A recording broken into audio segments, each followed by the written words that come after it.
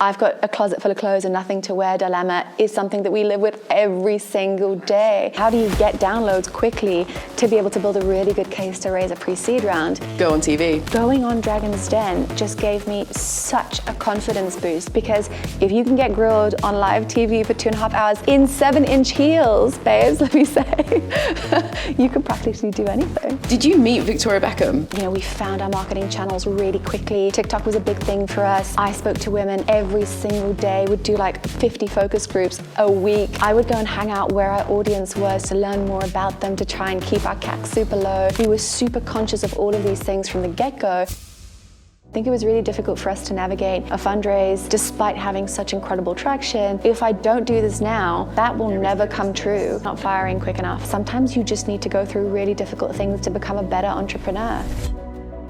Welcome to another weekly episode of Strategy and Tragedy, the show that spotlights the highs, the lows, the strategies and tragedies of business.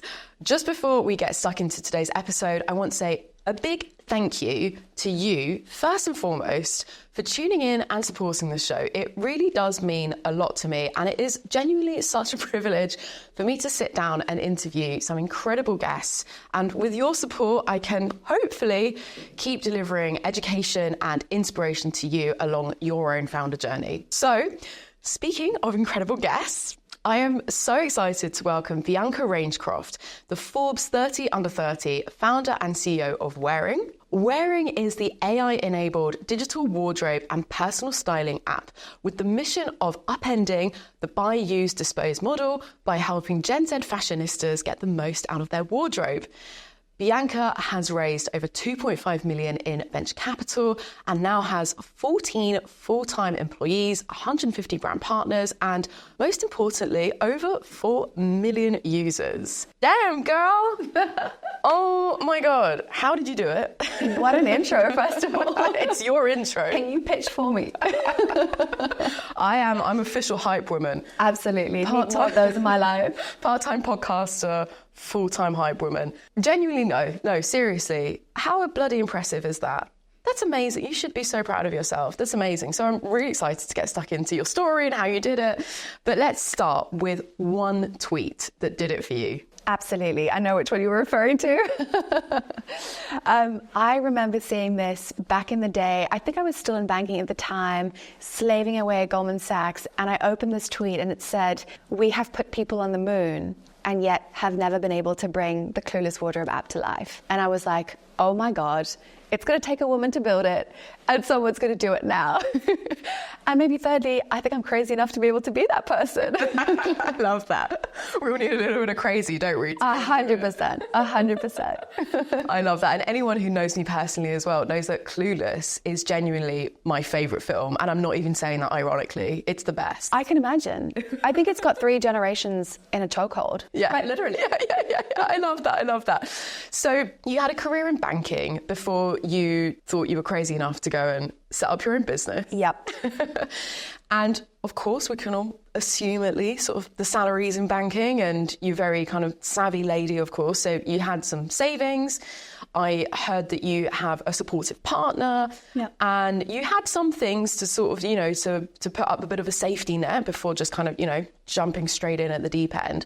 But what were some of the hurdles that you had to overcome? I've highlighted some of the things that made it a bit easier. So just to, be clear and candid about that with our audience. But I'm sure there were some hurdles along the way. Yeah, absolutely. I mean, I think, it's quite funny to say this now in sort of retrospect, but I think the biggest hurdle was just moving from a world like banking, which typically to get into, you've either sort of followed an educational track that leads you there. You've done a lot of prep. You've really understood, the area that you're going to go and work in. And that enables you to learn a lot of other stuff too, right? Like an accounting 101, all of that good stuff is super helpful. But I think you really don't realize that startups are a totally different world, both in terms of network, in terms of process, in terms of fundraising. It might seem very similar to what you're doing on your day job in many many, sort of senses, but it's not. It's a totally different thing to sort of wrap your head around. And I think thinking strategically about best use of your time, thinking about efficiency versus long hours, just kind of,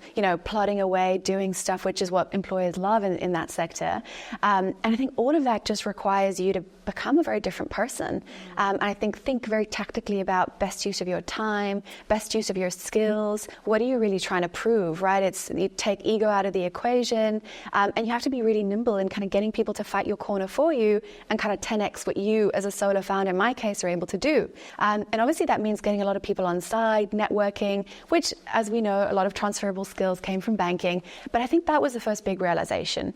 Okay, totally different ball game, and I need to change. I need to evolve as a human and become much more nimble in how I basically deal with starting my own company. So with that in mind, I'm impressed not only by, of course, everything that you've achieved to date, but how much you managed to do with so little in those early days. So whilst you did have a bit of a buffer and your partner to support you and everything else, you were quite thrifty, and there's a really important lesson with the current macroeconomic environment that we're in as well. But let's just kind of keep in those early days for the moment. Yeah, absolutely. I mean, I think it's such an interesting comment because a lot of the founders that I speak to today who are raising funds now, kicking off kind of ventures now, are in such a difficult position vis-a-vis some of us who started 3+ years ago, who had that sort of VC boom, or it was just much easier, I think, in terms of focusing on growing at all costs. And I think the metrics, the ballparks, the sort of milestones you had to hit were, I think, much more sort of subdued, versus now monetization targets are super difficult to get to with much smaller rounds being raised. So yeah, I think the thrifty thing, I'm South African, I think it comes from there really. It also just comes from the fact that in banking you have to work prove yourself. And I think you don't shy away from kind of going home or going big. And that often actually, funnily enough, it's counterintuitive, but it does equate to being super thrifty, being very analytical, data-driven. I don't invest in anything. My marketing team knows this and hates it. But we don't do anything that isn't kind of either ROI-driven in terms of we can see clear results very quickly. Obviously, you need to play a long-term game, but I think we're very conscious about what we spend and what we do with it. And I think that mindset was really easy, but was really difficult at the beginning to kind of ease into, as I said. But once you're in there and your whole life is on the line, those early days when, you've got nothing, you're using up all your savings, you're bootstrapping as quickly as possible, you need to really hit the targets that you set for yourself. Otherwise, that there's no next step. And I think that just meant that, we found our marketing channels really quickly. TikTok was a big thing for us. I spoke to women every single day, would do like 50 focus groups a week. I would go and hang out where our audience was to learn more about them, to try and keep our CAC super low. We were super conscious of all of these things from the get-go. And I think that's really helpful when you're talking about a consumer product, right? Because that CAC to LTV metric is so important when you start to generate revenue, and it's everything that investors look at. And I think because we chose the right channel, we're super thrifty with paid marketing and any paid spend, it meant that organic was really good. And today, 99% of our business, i.e. downloads, is organic. It allowed us to go viral in multiple jurisdictions, the US, Latin America, our biggest markets, and then the UK/continental Europe. All of that was because we rode on the clueless branding, we knew who we were, and we were super thrifty from kind of day one. It's allowed us to survive 2023 too, I might add. That's exactly what was in my mind while I was listening to you there, is it's almost without that hindsight back in those early days, you'd trained yourself to be a really resilient entrepreneur for today's current macroeconomic environment.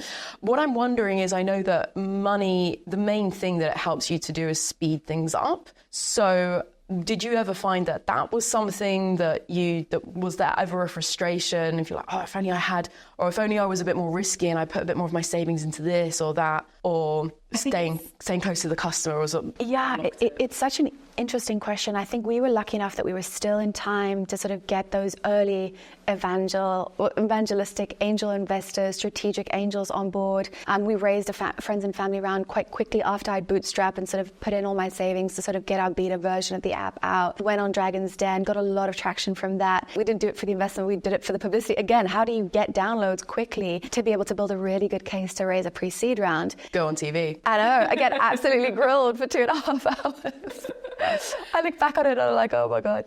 Just sticking with Dragon's Den for a quick second. Sorry to just jump in here, but it is absolutely amazing. Anyone who I've ever interviewed on this show and people who I've got lined up as future guests who have been on Dragon's Den are all women. Yes, and they're fierce as hell.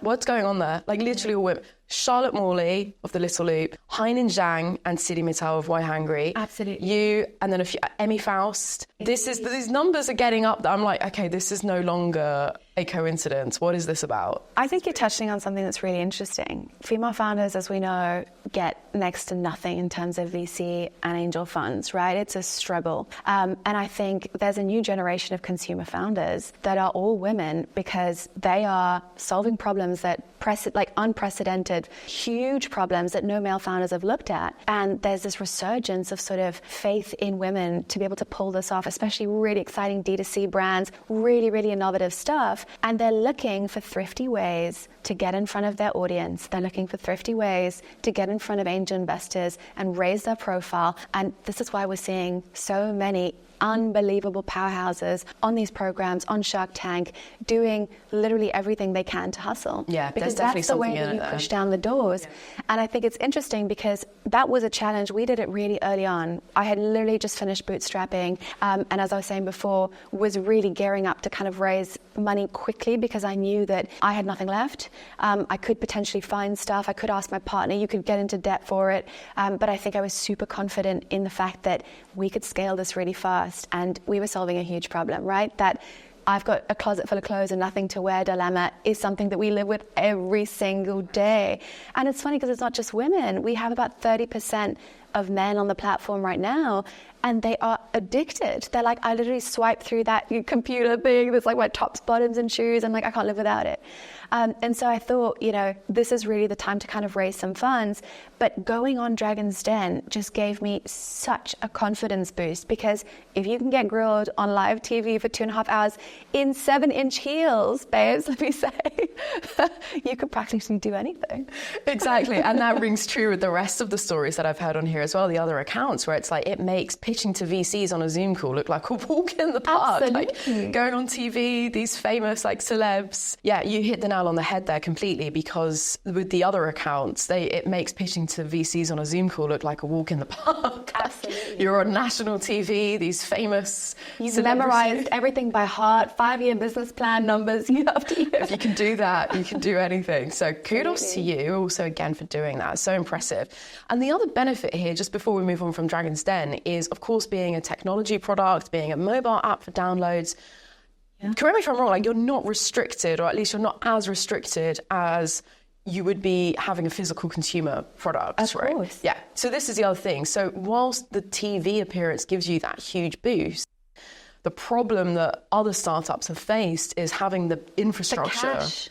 Well, for inventory or whatever you need, right? The inventory, the operational structure to be able to handle that sudden boost. So this is, again, another benefit to being a tech founder. What I'll segue onto, there's so many other things I want to dive into, but we'll come back on a few different bits and bobs. But the tech piece, you're a non-technical founder, correct? Indeed. So part of your being quite thrifty in the early days was the offshore development. How did that go? How did it go in general, kind of finding a partner to develop the product? Because I've definitely heard some horror stories on that side of things as well. No, absolutely. I think there's so many good accelerators today that I think were still nascent back in the day, in terms of finding co-founders and sort of navigating that whole tech world. I mean, I mentioned it at the beginning of the conversation, saying that the biggest challenge was indeed to kind of shift that mindset to, I'm now working in tech, something I've never done before. It's a totally different ecosystem, totally different animal. How do you even know what to look out for? How do you structure this as a numbers-driven, analytical human who's only ever known a very specific skill set, let's be honest. And I think, I was really lucky that I think networking is my sort of superpower in that sense. And I think I was able to get people on side and really kind of weasel my way into being like, who's got a friend I can call? Like on a game show where you're like, Joker, can I call a friend? I think it was very much that, trying to sort of figure out who's who in the tech scene, who's a good CTO, who can I get as sort of almost an advisory board for my life before I even founded the company to help me founders to help me like basically vet external agencies. How can I get creative with my network? What languages do I speak? Okay, can we employ someone in Colombia? How about Nigeria? I've got a couple of mates there. Who knows a developer who's literally, able to sort of build what I need? Let's do it. Let's go. Let's try. Do you know what I mean?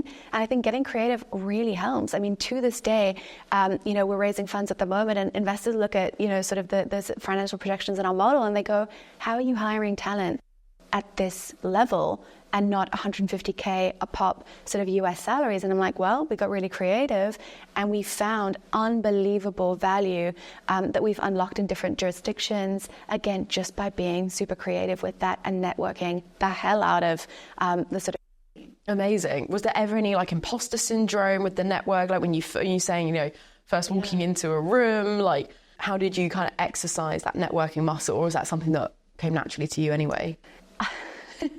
I think it's such a good question, because when you're in a specific career like banking, I think you pigeonhole yourself into a specific role, a specific persona.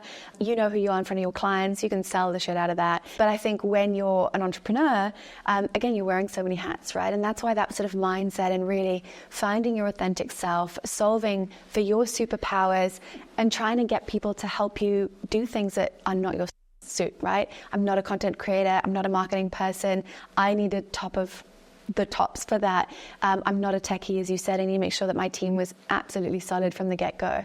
So yeah, I think it's really difficult. Imposter syndrome is a big thing, but I think because I realized that I had to build an authentic profile, I had to be myself, I was able to very quickly kind of figure out really who was going to help me sort of plug those holes.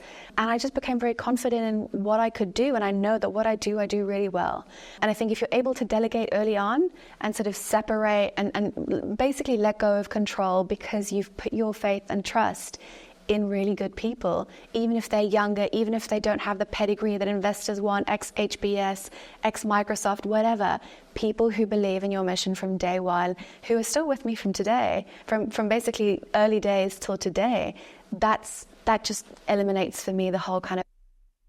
Amazing. So one thing is overcoming that imposter syndrome or whatever, nerves, kind of getting out there. What about when it actually comes to asking for help? Was that ever a tricky thing for you, or was it just you got to bite the bullet, you got to just do it? Listen, I think some people are really good at it. It's a superpower I don't have. Yeah. I don't want to throw in astrology, but I am definitely very belligerent. And I think it's not in my nature to ask for help. I think as a woman in finance also, you cannot ask for help. You are competing every single day just to survive.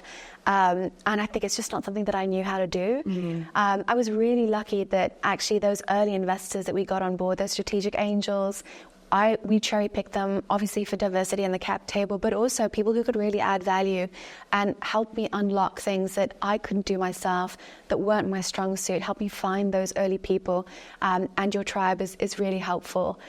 So I think with their nurture and love over the years, I've definitely sort of come to a position now where I am asking for help 24/7, and it's the only way to survive. Any tips asking for a friend? Absolutely. How to ask for help? Like, you know what? I think it comes back to, I spend a lot of time, this might sound really cheesy, but sort of thinking very strategically about who I am, how to work with me, what are the things that I'm really good at, what are the things that I enjoy. Obviously, we all have to do accounting and paying bills and, financial modeling and all the founder stuff that isn't really glamorous, and insurance and tax and all that stuff. But I realized very quickly, what are the things that I really enjoy? For me, that's product. Super blessed to be able to kind of do that. And I was able to kind of stick to that and know that that's my North Star. And that sort of helps you ask for help, because I'm not undermining my capability. I'm not undermining my future potential growth, right? I'm growing into a CEO, sorry. I'm growing into head of product. I wasn't taken from Goldman Sachs into CEO in 6 months. It has to happen organically. And I think if you've got that North Star and you know who you are, what you're good at, what you can really pull off, then you're able to sort of ask for help in a really authentic way, because you're not undermining who you are and who you're going to grow into. That's really helpful. That's super inspiring as well, Bianca. I love that, because I think maybe this is more of a female thing. I don't want to get gendered about it, but there's a healthy mindset shift that I think we often need to engage with, and it's kind of underscoring something you say there, where you're not asking help for you on a personal basis. It's not because you're not able to. It's for the good of the company. Oh, it's good. You've got the vision. You've got these ambitions, these things that we need to succeed in achieving. Absolutely. And it's in, especially for investors, right? Like, it's in your interest as well to like help me out. But again, it's not a me thing. And that definitely, you know, what made the penny drop for me on that was on the self-care piece. 100%. Was you're not, you know, self-care isn't selfish. You've got those cliches, but that reframe again to kind of divorce yourself in terms of, I'm not just taking care of myself, I'm taking care of the company's best asset as the founder, as the leader. 100%. Right? I was literally just going to say that. I think if you can decouple self and asset, and you think about yourself as, I'm the number one employee. Yeah. I'm not talking about hierarchy. I'm talking about if I burn out, there's no business. My God, last year was tough. And I think so many entrepreneurs, especially female founders who are solo founders, right? The stuff you go through, the no's, the constant sort of battle, especially when we're talking about access to funding, is so tough. And I think you're right. If you're able to, from the early stages, visualize yourself as an asset, and I think unlearn a lot of really unhealthy stuff that you pick up in like stuff like banking, consultancy agencies, the way that you work is not smart. And I think that's why I mentioned productivity early on and really self-care. We recently moved to a 4-day work week. And I can't tell you how investors, stakeholders, even some of my sort of advisory board members like, what are you doing? You're a high growth tech company. How does that work? That is nonsensical. And I was like, yes. But my people are really happy people and they're really productive. And I'm able to survive and I'm able to keep going and never run out of steam. Yeah, so a lot of smart decisions can be made around that. Yeah. You've just got to be willing to do it. Yeah, you talk a lot of sense, Bianca, absolutely. So you mentioned last year was tough. What happened to you last year? Yeah, I mean, I think, look, every consumer business raising funding who'd kind of built their whole model on we need to scale, we need to grab market share, and maybe not focused on monetization because those were the set of metrics that we were given back in the day from VCs, right? Again, not making excuses. A lot of great founders pivoted in time. A lot of businesses are easy to sort of switch monetization on. I think for us, there's a sort of big long-term vision and long-term play that almost goes against kind of putting a paywall on the app now and sort of hurting our growth, which is so rapid that there was a big opportunity cost in doing so. So I think it was really difficult for us to navigate a fundraise despite having such incredible traction, and then navigating how do you basically, I know we said we were thrifty, but I think when we raised our pre-seed round, you definitely experiment with marketing budget. You grow the team very quickly. We all make hiring mistakes. So I think 23 was really about figuring out how can we fire as quickly as possible if it's not the right fit. How can we make sure that we are a lean, mean killing machine, basically, and have really, really specific kind of goals that trickle down all the way through the company just to be able to hit the metrics that we now have to hit for investors. And I think we were lucky that we made the right decisions back at pre-seed, and because our growth was there, I think a lot of investors basically gave us the time of day and were able to kind of support us through 2023 to be able to get to a place where now we've ticked all those things off and we're raising a sort of big seed round. Well, we're definitely going to double click more into the growth and how you got there. But before we do, I imagine last year was the first time you had to fire people? 100%, and quite a few. Was that so painful? Yes. You know, the only way that I got through it was thinking about it as a gift. Actually, Heinen and Citi are friends from GS, the founders of Why Hangry, and we talk a lot about these things whenever we meet up. It is so difficult to kill your darlings from a product perspective, right? When you have to audit that, you're trying desperately to find product market fit, and you've got to really be super harsh on that side. And then you've got to fire people that have been with you from day one. I mean, we had interns who'd come all the way from intern to sort of, you know, quite important positions in the company. We'd build a lot of trust on a personal level. You know, there's a lot going there. And I think you mentioned the female side of things. I think we're very good at being thrifty. We're very good at focusing on the right things and doing a lot with a little. But I think we're also very nurturing in many ways. And it's difficult to be ruthless. And I viewed it as a gift because it was an opportunity for me to, as I said, grow into that CEO role and really think about how can we terminate really nice relationships with a lot of basically just empathy, and do everything that we can to sort of move these people on to their next roles. And so it was a really challenging time, but it was a big sort of learning opportunity for me, and I'm really grateful for it because sometimes you just need to go through really difficult things to become a better entrepreneur. And I think when we were talking at the beginning about riding that previous growth wave and raising pre-seed at a time where I wouldn't say it's easy, it's never easy, but it was easier than today. I think going through all these really difficult challenges, especially in 2023, really means that not only am I super focused now on monetization and on cutting costs and being super lean, but I am really acutely aware of who do we bring into this company, and can we fire as quickly as possible if it's not right for both parties. And I think I have that strength, which initially you don't cultivate as much when the times are good and the going's good. Are there any specific bits of advice that you could give if someone does need to fire? Because I feel like it's something that all of us can, relate. Like, no one wants to fire someone. It's awkward. It's horrible. It's almost like a breakup where it's worse for the person doing the breaking up than it is to be broken up with. So, for example, I remember I was given a piece of advice earlier on in my career, which was like, just say what you need to say. Cut it off. Cut it off. Like, don't keep going. So are there any of those kind of specific little practical tips that have served you well last year with some of your firings? Yeah, 100%. I think for me, the managing team morale is sort of almost a bigger problem. Right. In the sense that it's so unfortunate for the person that you're letting go. And obviously, I mean, I was in tears after, I'm not going to lie. Like, you're stoic in the moment, but it is truly heart-wrenching, as you say.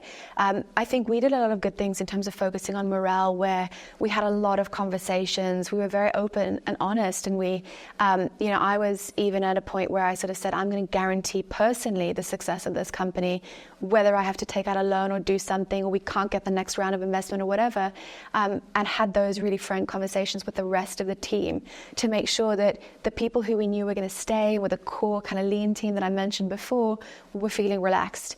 Because I think once you start firing, even if you're talking of a couple of people, when you're a team of 15, 17, that's a lot, right? You're firing a third of your company. And fear starts to spread. And fear is the worst thing for an early stage startup where you're asking people to work really hard, typically for very little money. It's competitive, but it's still really difficult. They're giving up a lot. So I think that's the first tip, to sort of think about not only the person, the individual that you're letting go, but the broader culture. We did a lot of socials, whether it was in my house, in my basement, pizza night, sitting on the floor. It wasn't glamorous, but really building up that morale and being really honest and transparent and pledging yourself, if needed, to sort of be the guarantor. If you can do that in any capacity, is really helpful. Quick one. This is Future Steph coming to you from beyond. If you're enjoying this episode, then you can probably guess what I want you to do. Please do me one tiny favor that costs you nothing and takes a second of your time. Hit that subscribe button. It really helps to support this show. And I'm really grateful for you listening. Let's get back into it. That is such an excellent point, Bianca. I think especially with this conversation on the firing, it's very easy to focus on the person who you're letting go, but actually turning that focus on the team that you've got it makes complete sense. 100%. I totally get that. I would just add one thing on the firing specifically. A lot of people, investors, stakeholders that I was chatting to about some of these challenges were like, why are you putting so much time into helping them find the next thing? And I was like, because honestly, I believe firmly in paying things forward. I don't want to go into karma as an argument, but in this world, you never know how things come back around.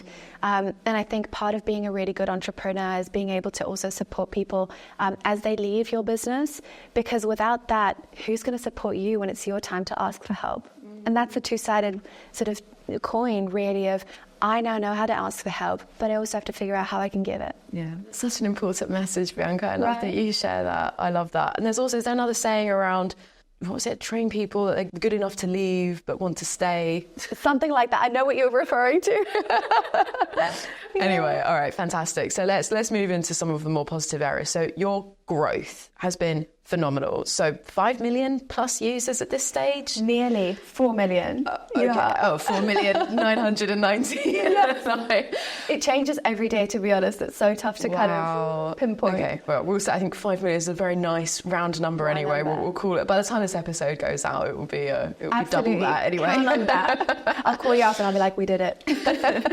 So you talked a little bit before anyway about your growth, about your marketing. You said, you've been quite thrifty, you haven't taken big bets. That being said, you do have a fantastic brand. So I wanted to ask you as well, how you went up, was that an agency? Was that in-house?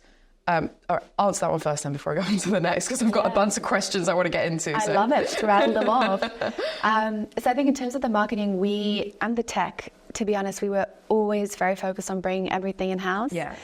It really does make a difference, right? And I think even when you're talking about growing as a CEO or how to product, the more in-house stuff you see, the more things you touch, the better you're able to sort of make decisions.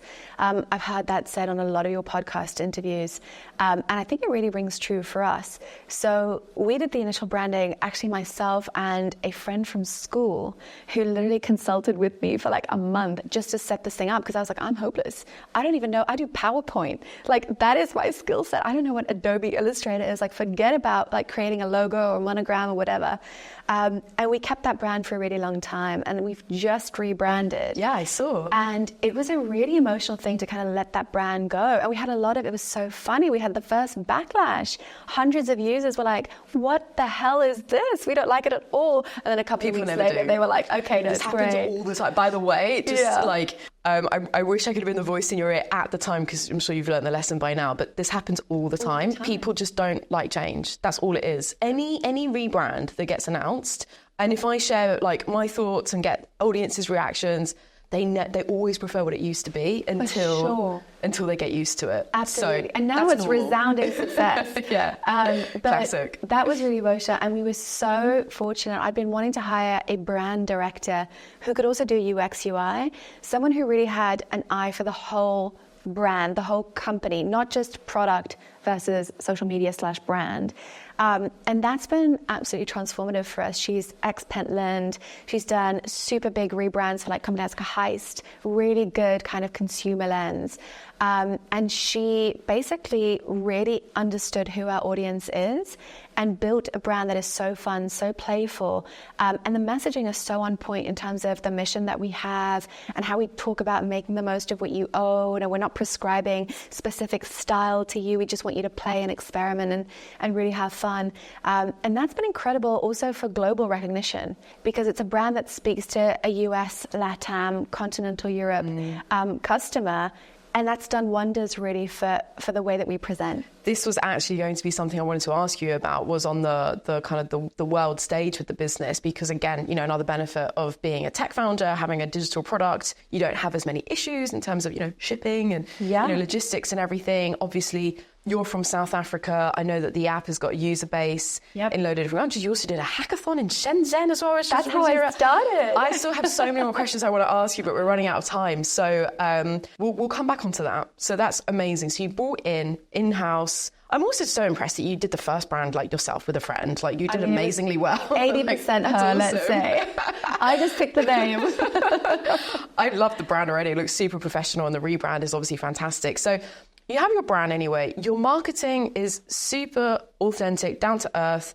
You were saying about in the early days, literally staying close to your customer, having your focus groups of, I think you said you spoke to 50 customers per week or something. Absolutely. There is direct correlation between the number of customers that founders speak to and both energy levels and revenue generated. So I feel like it's one of those things that we always say. We always say, like, know your customer, speak to your audience, but like, you really need to know them. Like, you need to speak to them. Absolutely. Literally. And it sounds so basic, right?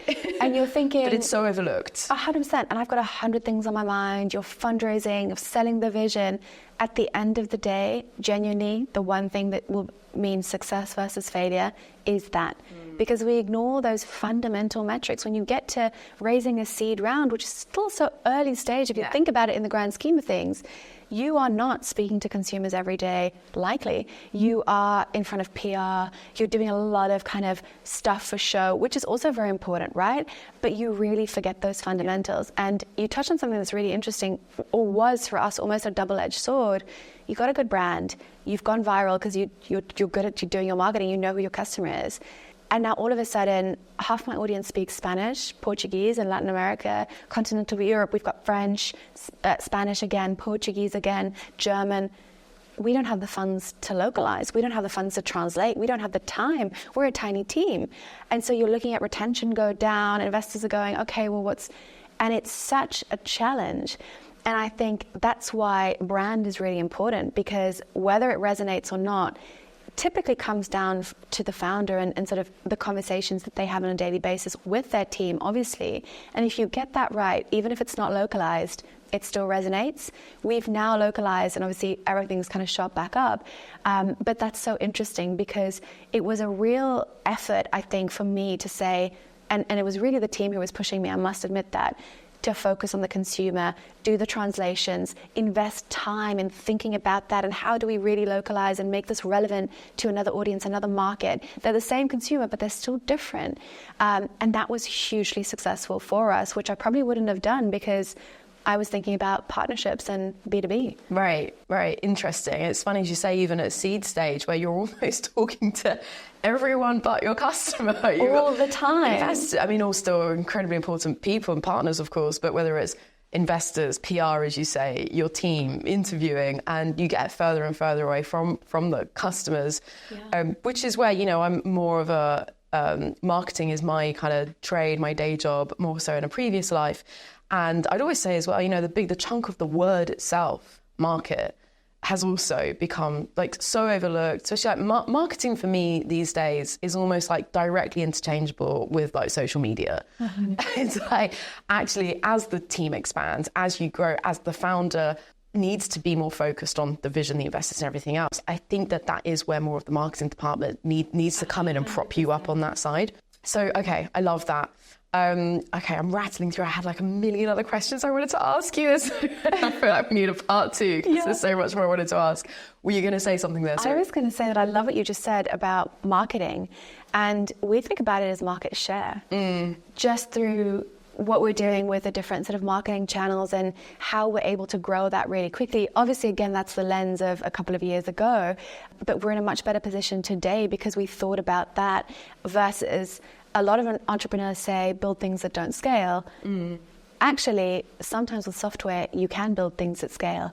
And the fact that we has in a way saved us and opened up so many different avenues for either monetization, partnerships, funding. I mean, if you've got an audience in LATAM, you can go after those investors if we know that, the European market's dried up or whatever. Do you know what I mean? Yeah, there's some brand awareness you've built up, right? And I think that's so interesting because you can, as you said, do so much with so little today. And also really from a strategic perspective, test who is my best customer? What is the market that is actually serving me the best right now? As I raise this round, where are we going to go? And I think the fact that you've sort of tested and learned early on with kind of market share and different geographies can be really, really instrumental in how quickly you scale and how efficiently you scale rather than focusing on a core market. Again, this is a generalization, right? But for us, that really worked and was super important, I think, in what's going to come. So in this kind of growth chapter of the conversation, so touched on having a great brand and even, doing that, in a streamlined kind of cost-effective way, in-house, great marketing by staying close to the customer. I know that you use humor in your TikToks, which I love. And I also just want to mention, I love the fact that you don't go kind of super into the whole like sustainability, eco, because it's so easy to, there's just like, that can be a minefield. You can make people feel guilty, all the rest of it. So I love, 100%. You've kept it really fun. You've kept it really, relatable. Are there any other, before I kind of move on to the final round of questions, are there any kind of growth hacks that you can share with the listeners? Anything, again, that specific? Was there any kind of engineering like hacks or anything you learned from viral TikTok videos, little kind of one or two snippets that helped get you a boost? Yeah, 100%. I think just starting with TikTok, I mean, obviously there's so many growth hacks, right? There's like a whole playbook and I don't want to rattle them off. But one of the things that our social media team's done really, really well is thinking about diversifying, especially when you're a brand account, right? And it's harder to sort of get those viral videos as you go through time. At the beginning, we'd have one at least once a month, if not more. And that would get us like 100,000 downloads. We'd all be screaming and shouting. Wow. Like, yay, we've done it again. But, as you sort of get a more stable following, it's really difficult to do. And so one of the hacks that we've done recently, which has worked really well, is sort of work with different new faces to diversify who's being seen on our TikTok. We're now just about to do more founder-driven content. So basically thinking about, how can we get new, fresh faces talking about new facets of the business? Because I think as consumers or as the audience, we're so used to seeing the brand brands say the same thing again and again, trying to sell you the product or the app or the functionality that they want you to kind of use. And it's so interesting to hear and see different types of people that are not the social media manager or the founder that typically are one ethnicity, one style persona, one kind of brand in itself. And that's been really refreshing, and I think has driven a lot more kind of virality and growth hacks for us as a brand. And then the second thing that I'd say is being really creative with basically your super users. And I think this is the number one reason why we grew as fast as we did. We had influencers in Brazil with 3 million, followers, people in the back of Beyond, as opposed to us being in London and kind of UK centric, who were doing organic videos about how the app changed their life, how they were living the clueless dream, how they were getting dressed every day, how they were logging their outfit and monitoring their cost per wear. And we would capitalize on that and reshare it. And it was such an organic, incredible way of acquiring new customers. So again, if you focus on nurturing super users, there is so much value to be, I don't want to use the word extracted, but basically reaped from that, right? Whether it's the best product intel, the best product features from talking to them, organic UGC and viral content, so helpful. Amazing. Well, thanks for sharing some of those tips. And I'm so happy to hear that these things have worked for you, and interesting to hear that, these other countries are boosting, your user base and stuff at the moment as well. So yeah, that's some great takeaways there. All right, sadly, I'm going to do a couple of quickfire questions because I cannot let you leave without asking you at least a couple that I'm desperate to ask you, and then we'll wrap with the traditional same question I ask everyone. All right, first of all, did you meet Victoria Beckham? Absolutely. Absolutely. Yeah, haven't you, Steph? When I'm in my deepest, darkest days, I visualize Goldman Sachs had this whole auditorium where they get Emily Weiss, all these cool female founders to come and basically do a talk with one of the partners or one of the senior MDs who were generally women. And I remember meeting her, and she was I was literally just helping out, trying to usher her to the door, post the kind of event. And she's like, maybe you could be an entrepreneur one day. And I was like, oh my God, never. What idea would I possibly have that could become something one day? And I look back at that moment and I'm just one day I will be the guest in that auditorium. And it's absolutely unrealistic, but I work towards that all the time. No, don't say it's unrealistic. So thanks, Victoria Beckham. What was she like in person? As incredible as you see her. Yeah? Online, Wow. literally. Absolutely, the poise, the elegance, the fit. On point. I think the documentary, the series, has done her, has done her some good in terms of her personal brand. And hearing your quick anecdote of her, making that little comment to you, which was so lovely, and she changed my life in a way. Yeah, it doesn't come across as. So the show is called Strategy and Tragedy for a reason. Often the best lessons can come from the biggest mistakes. What is one tragedy, so to speak, that's happened to you that you haven't already covered? Such a good question. There are so many. Yeah, there's so many. A little notebook that I can. This is typically the reaction actually from most starters, oh my God, so many to choose from. Look, I'll give you two. I think one, not firing quick enough. In those early days, I think being super responsive in a time of crisis where it's either I have to monetize or I have to literally let go of actual employees to be able to get this ship to continue to sail on to the next destination is really difficult. How long did you leave it? How much quicker do you think you could have been? I think I could have done it in 3 days, and I did it in a month. And if you don't have a month's runway, that's make or break.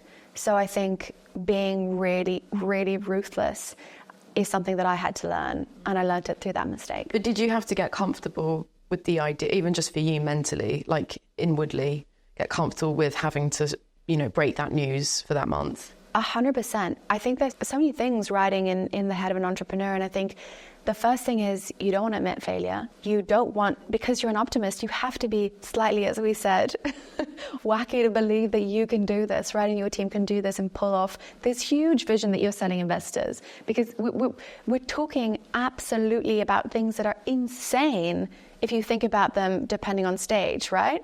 But you got to believe that. And so I think it's really difficult to at the same time have a reality check where you're no, if I don't do this now, that will never come true. And so you have to have that super grounded reality check quality, which allows you to move really fast and break things. And sometimes that's breaking people's hearts, and that's really tough. It's a hard pill to swallow, and your own, isn't it? right? Yeah.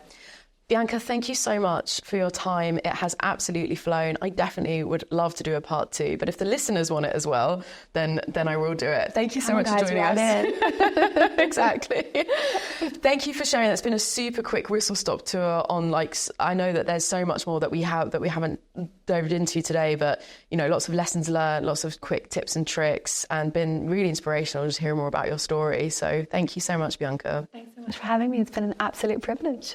And thank you so much for listening. I really hope that you enjoyed this episode with Bianca Rangecroft, founder and CEO of Wearing. Episodes are weekly, every Wednesday at 7 a.m. So hit that subscribe button and hopefully see you next time.